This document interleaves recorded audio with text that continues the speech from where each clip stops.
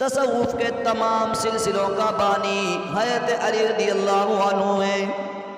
اقوام علی، میرے محبوب کریم صلی اللہ علیہ وسلم کی زبان مبارک سے یہ جملے نکلنے والے حضرت علی رضی اللہ عنہ کی شان میں بڑے مبارک ہیں۔ راہ خدا میں قربانی دینے والے حضرت علی رضی اللہ عنہ ہیں۔ شہید فی سبیل اللہ حضرت علی رضی اللہ عنہ ہیں۔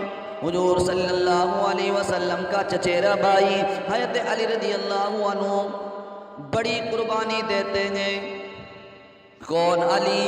وہ علی جس کے بارے میں حضرت رسول کریم صلی اللہ علیہ وسلم نے اس وقت ایک بات فرمائی، جس وقت حضرت علی رضی اللہ عنہ آنسو بہاتے ہوئے محبوب کریم صلی اللہ علیہ وسلم کی خدمت اقدس میں حاضر ہوئے۔ کپڑے کے کونے سے آپ صلی اللہ علیہ وسلم کے پاس میں آپ پہنچے، آنسو پوچھے، عرض کیے یا رسول اللہ، آپ صلی اللہ علیہ وسلم نے اپنے صحابہ کرام کے درمیان بھائی چارہ قائم کیا، لیکن مجھے کسی کا بھائی نہیں بنایا۔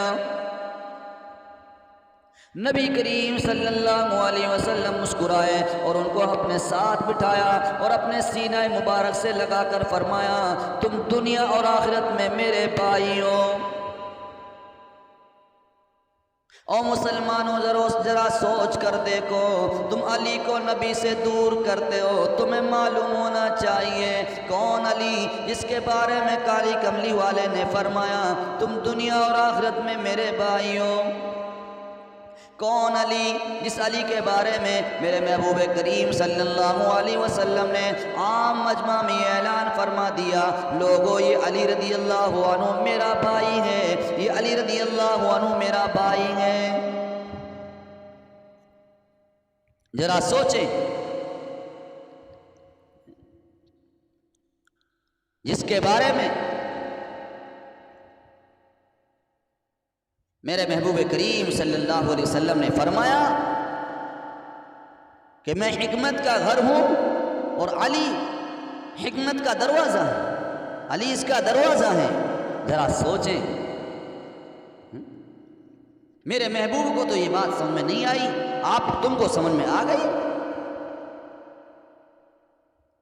کیا نعوذ باللہ، جس نے میرے نبی کو نبوت عطا فرمائی، علی جیسا بہادر عطا فرمایا، اس رب کو تو وہ بات سمجھ میں نہیں آئی، اس نبی کو تو وہ بات نہیں سجائی، اس علی کو تو نہیں سجائی، اور تجھے سمجھ میں بیٹھی۔ ہائے، جنت میں جب الاٹمنٹ ہوگی، سب سے پہلے جن خوش نصیب اور خوش قسمت جو شخصیات ہوں گے ان کی جنت کی الاٹمنٹ ہوگی، پرچی ملے گی، ان میں علی مرتضی رضی اللہ عنہ کا اسم گرامی ممتاز اور نمایاں۔ پوری دنیا کے بچوں کے سر فخر سے بلند ہو گئے کہ ایمان کی سبقت میں علی مرتضی نے ان کی نمائندگی کا حق ادا کر دیا۔ ذرا سوچیں، حضرت علی رضی اللہ تعالیٰ عنہ عمر کے اعتبار سے بچہ تھا، ایمان کے اعتبار سے پکا تھا، میرے محبوب کا بچپن سے ساتھی، بچپن سے جانثار، بچپن سے غم خوار، بچپن سے فدائی، کون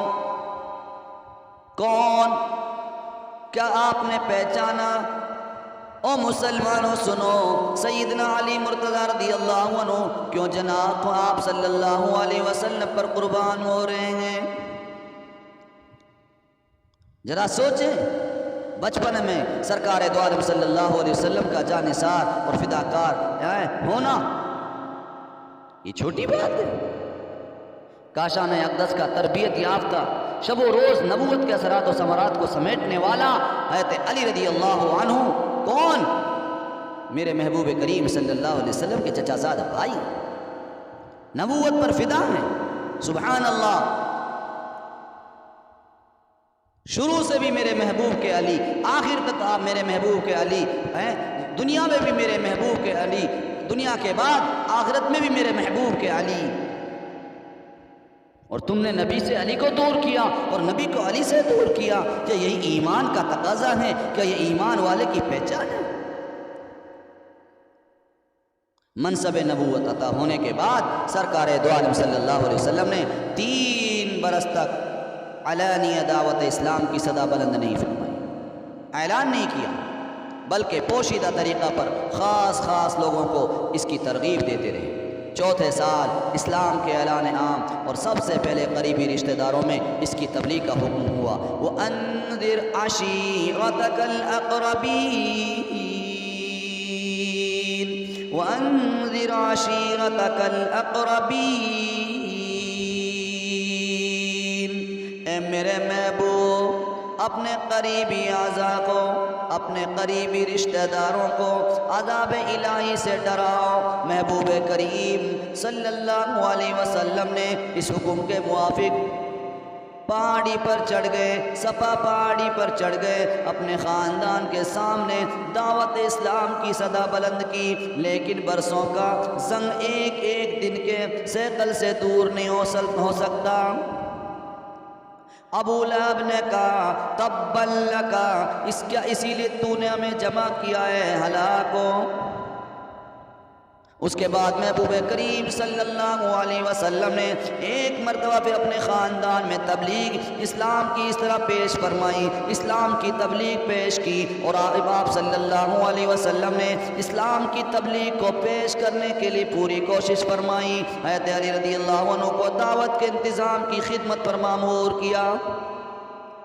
حضرت علی رضی اللہ تعالیٰ عنہ کی عمر اس وقت مشکل سے 14-15 سال ہوگی، لیکن انہوں نے اس کم سنی کے باوجود نہایت اچھا انتظام کیا۔ دسترخوان پر بکرے کے پائے اور دودھ تھا۔ دعوت میں کل خاندان شریک تھا، جن کی تعداد تقریباً 40 افراد تھی۔ حضرت حمزہ، حضرت عباس اور حضرت ابو طالب بھی ان میں شریک تھے۔ ابو طالب بھی ان شرکا میں تھے۔ لوگ کھانے سے فارغ ہو چکے تو سرکار دو عالم صلی اللہ علیہ وسلم نے اٹھ کر فرمایا،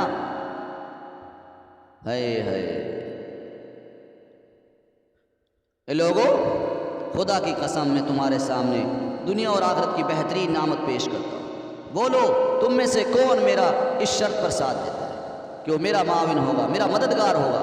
اس کے جواب میں سب چپ رہ گئے، صرف شیر خدا علی مرتضیٰ کی آواز بلند ہوئی کہ میں چھوٹا ہوں، اگرچہ میں چھوٹا ہوں، گویا کہ میں چھوٹا ہوں، ہائے ہائے ہائے، اور میری آنکھوں میں درد بھی ہے، آنکھوں میں مرض ہے، بیماری ہے، میری ٹانگیں پتلی ہیں، تاہم میں آپ کا دست باز بنوں۔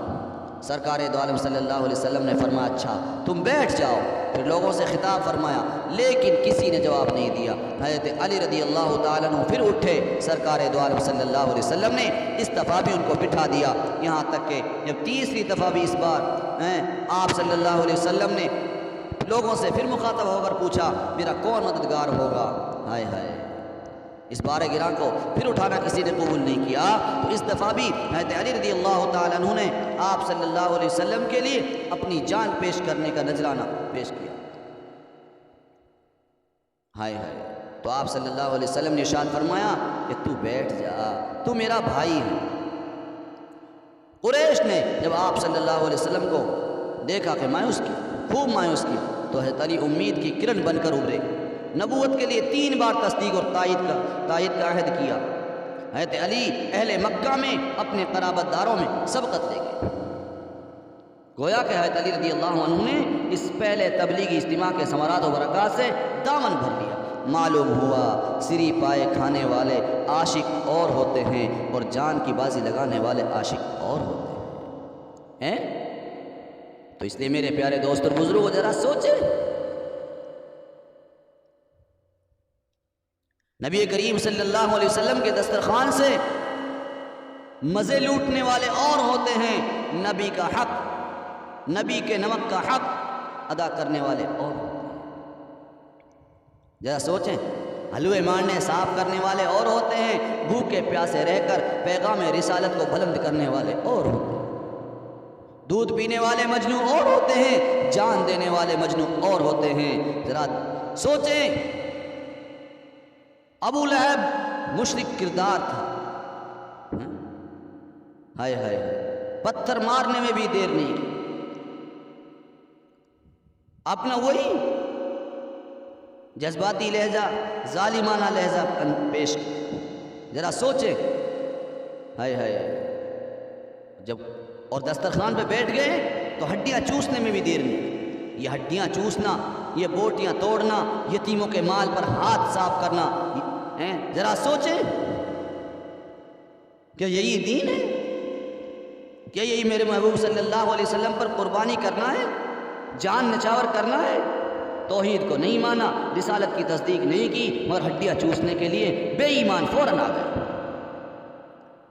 لیکن قربان جاؤں علی تیری بہادری پر کہ تیرے عشق رسالت کے، کہ تو نے دعوت کے دن رسالت کی تائید کا حق ادا کر دیا۔ اسی لیے نبی کریم صلی اللہ علیہ وسلم نے بھی حضرت علی کو اپنے اخوت کا، اپنی بھائی چارگی کا ایسا تحفہ دیا کہ فرمایا یہ تو میرے بھائی ہیں، دنیا میں بھی میرے بھائی ہیں اور آخرت میں بھی میرے بھائی ہیں۔ اللہ پاک سے دعا کریں، اللہ پاک ہم سب کو علی رضی اللہ تعالیٰ عنہ کا جو ہم دامن پکڑنے کا نعرہ لگاتے ہیں، حقیقی دامن پکڑنے کی توفیق نصیب فرمائے، اور اللہ تعالیٰ ہم سب کو جنت الفردوس میں اعلیٰ سے اعلیٰ مقام ان بزرگوں کی برکت سے، اپنے ان بڑوں کی برکت سے پہنچا دے، ورنہ ہمارا کوئی ٹھکانہ نہیں۔ اگر اللہ پوچھنے پر آ گیا، نعرہ باز لوگوں بتاؤ علی تو وہ تھے، اذان لگ رہی ہوتی ہے، اللہ اکبر کی صدا بلند ہو رہی ہوتی ہے، علی کا رنگ بدل جاتا ہے، کپ کپی آ جاتی ہے، چہرے کا رنگ بدل جاتا ہے، اشہد ان لا الہ الا اللہ مؤذن پکارتا ہے، آپ پر بے ہوشی طاری ہو جاتا ہے۔ یہ تھے عشق رسول اور عشق خدا پر جان دینے والے، عشق الہی پر مر مٹنے والے، حق کو پہچاننے والے، حق کو سمجھنے والے، حق پر مرنے والے۔ ہائے ہائے، ہم یہ حضرت فاطمہ رضی اللہ تعالیٰ عنہ پوچھتی علی کیا ہوا، کیا بنی؟ ہائے ہائے، کہا یہ معاملہ میرے اور میرے رب کے درمیان کا ہے۔ ذرا سوچیں، اس لیے رویا کریں کہ یا اللہ ہم نے اپنی زندگی مسلمان بن کر لوگوں کے سامنے گزاری ہے، وہ تو تیرے درمیان اور ہم میرے درمیان کا مسئلہ ہے کہ واقعی میں مسلمان ہوں بھی کہ نہیں، علی کا ہوں کہ نہیں۔ اللہ پاک ہم سب کو عشق رسول، عشق علی سچا نصیب فرمائے۔ اللہ پاک ہم سب کو محبوب کریم صلی اللہ علیہ وسلم کے اس لائے ہوئے دین پر حق اور واضح ان کو سمجھتے ہوئے حق کو حق کے طریقے سے استعمال کرنے کے لیے قبول فرمائے۔